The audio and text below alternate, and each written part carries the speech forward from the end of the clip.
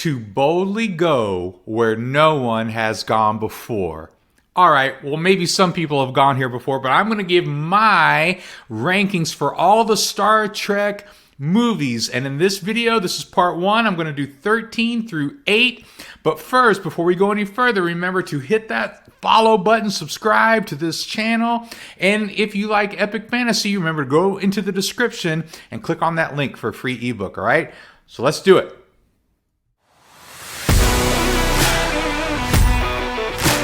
Welcome back to Great Stories Change the World. This is the YouTube channel where an author, me, of science fiction and fantasy goes over and reviews different movies and TV shows and things like that and talks about how the story works and the great things about those stories, because I do believe that great stories change the world. And I want to help people do that. I want to help people tell great stories. And today we are going to start talking about the Star Trek franchise in the movies, all right? So when I was a kid, I'm talking probably first grade, maybe kindergarten, first grade, it was the 70s. All right, so just before the movie came out, I was in love with Star Trek. I thought Star Trek was the coolest thing ever, but it came on in syndication. So I didn't see it originally in the 60s, right?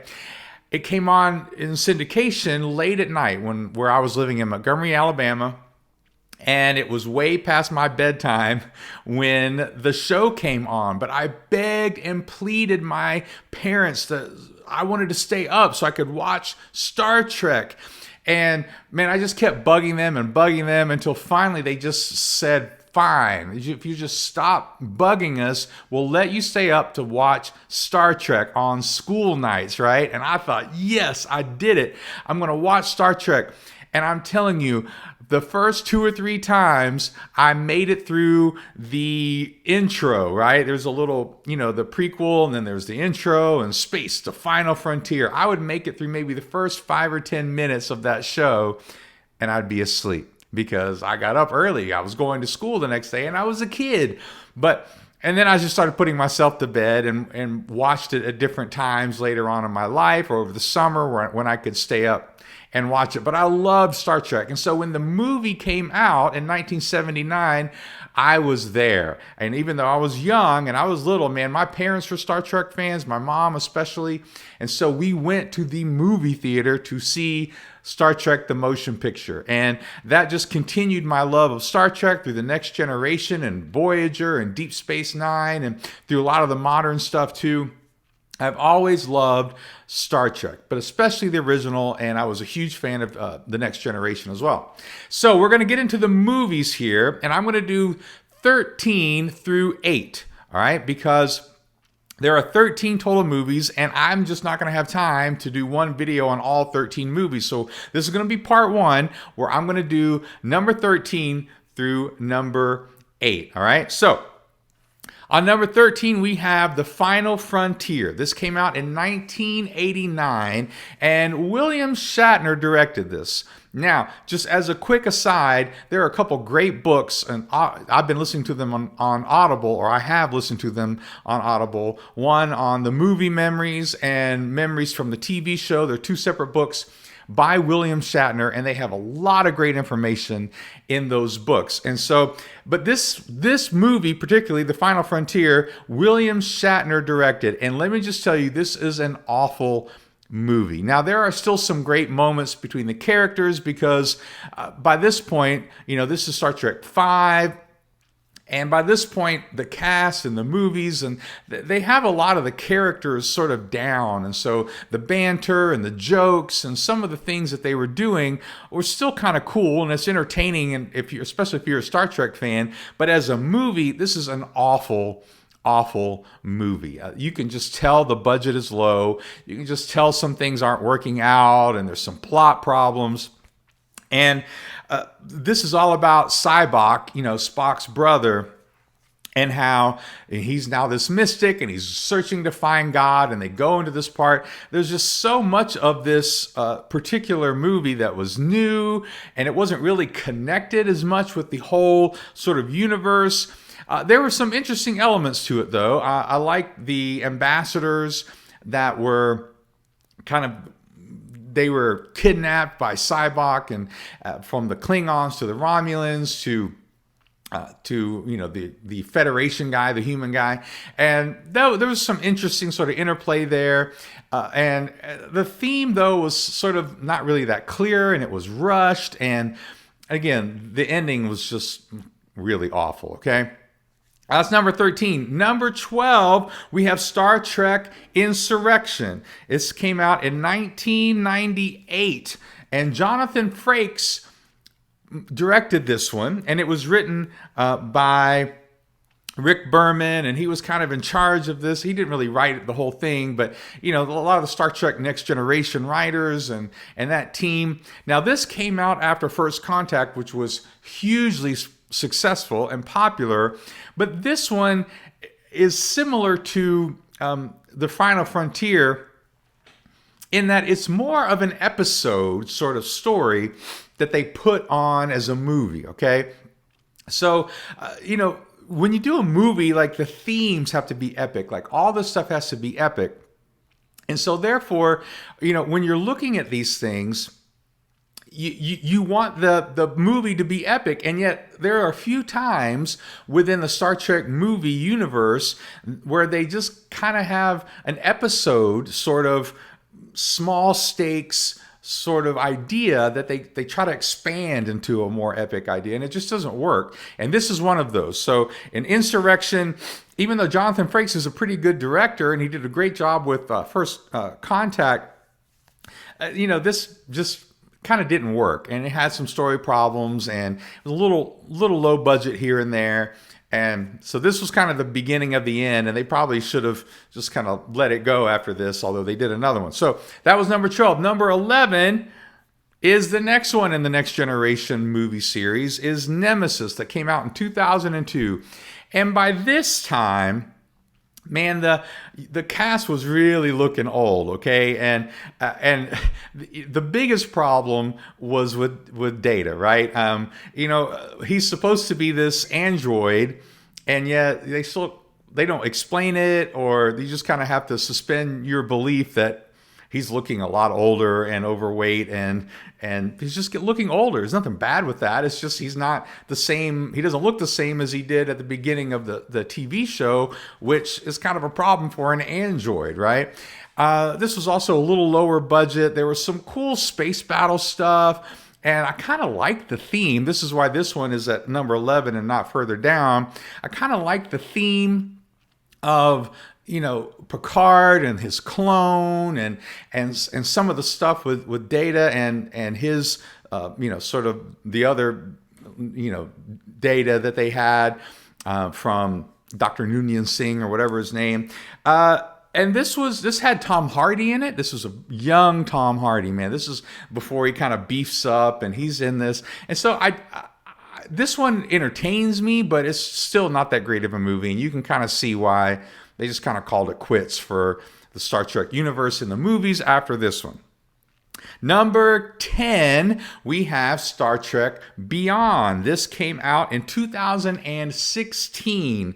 So a guy by the name of Justin Lin directed it, which I was kind of excited about, kind of a new director. Simon Pegg kind of goes into some different writing, responsibilities with this one, and he's a pretty decent writer. But again, you can probably say this about all of these at the bottom of my list. The stories are more of an episode than they are a movie. If you're going to do a movie, man, you've got to really give us something different, something epic, where characters really grow.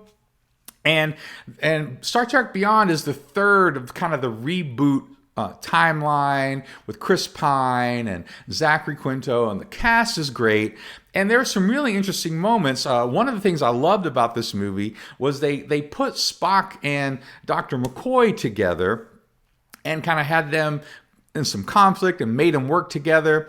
And I really thought that was a great thing, especially because they didn't really delve into that as much in the reboot. They gave a lot more time to Uhura, which I loved. I thought that was actually a really cool thing in the reboot series. But although this movie wasn't as great, and it's kind of anticlimactic in a lot of ways. That part I really liked, that they really kind of put those two characters together, and that's what you want as a writer. You want to put characters together who don't get along, or who have conflict of some sort, and they have to work together, and they have to work through their differences, and then learn how to use their differences or whatever. Right?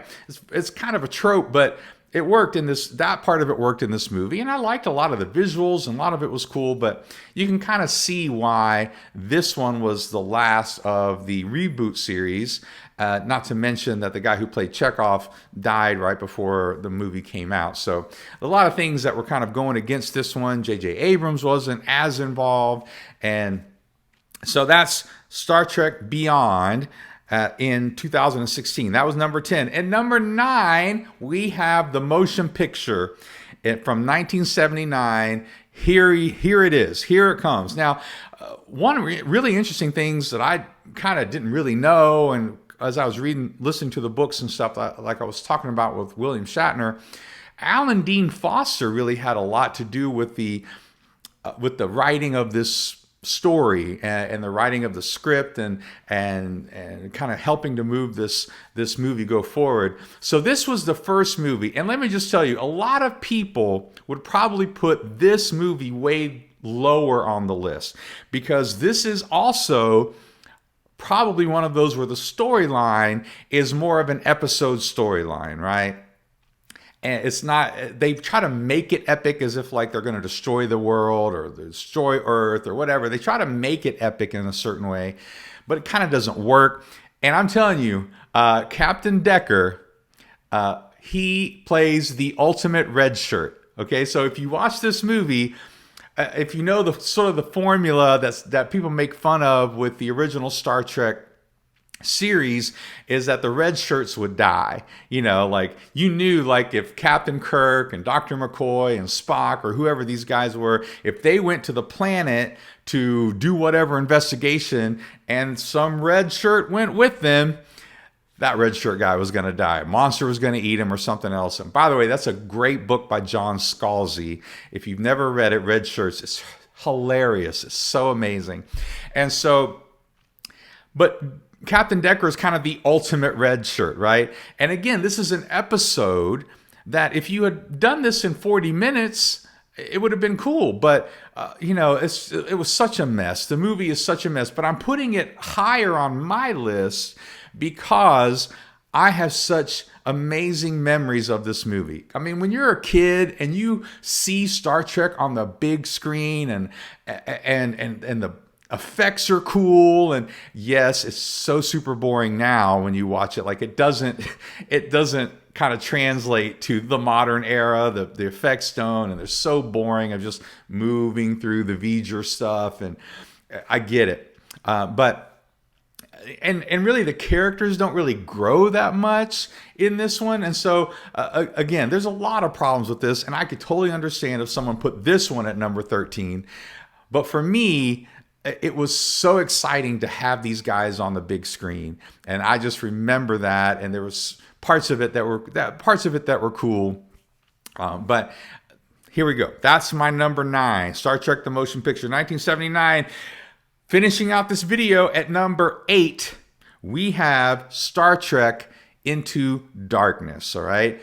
And this is the second of the reboot series, and this came out in 2013, and this had J.J. Abrams, and it was written by Orci and Kurtzman, a lot of the same guys that did the first movie, the reboot. It's got a lot of Easter eggs. It's got a lot of connections with the original series and the other movies because, they're kind of now on this separate timeline, so they can play with a lot of that stuff. They don't have to, sort of introduce things and do it in such a way that make people mad because it wasn't just like it was in the show. They can kind of mention some things and do some things, but because it's a different timeline, they had some creativity to it. So Into Darkness was sort of a remake of The Wrath of Khan or Space Seed, which was in the original 3 seasons of Star Trek in the 60s. And so it plays a lot of that, and overall, I think this is a great movie. I think the stuff that they did play with, they did well. I think J.J. Abrams did a great job kind of pulling a lot of stuff in, and so much of it was fun. And you had Dr. Carol Marcus is introduced. And so a lot of those things are really cool. I do have one main criticism of this movie. I love Benedict Cumberbatch. I love him, Sherlock, and I've seen him in so many things that I just love him as an actor. I think he does a great job. But I really would have liked to have seen a great Indian actor or a person of color of some sort be Khan in this one. To be Khan, they kind of mess with it a little bit, but I really would have liked to have seen someone. Ricardo Montalban was cast in the 60s because they got away with that stuff.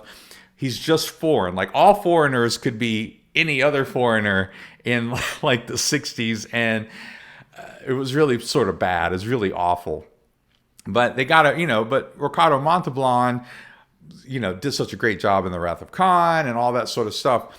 But this was a great opportunity to maybe, sort of look at it and have another person of color in there to really give a strong performance. And it was, they made it a complex character. They made Khan a more complex character, and I enjoyed that.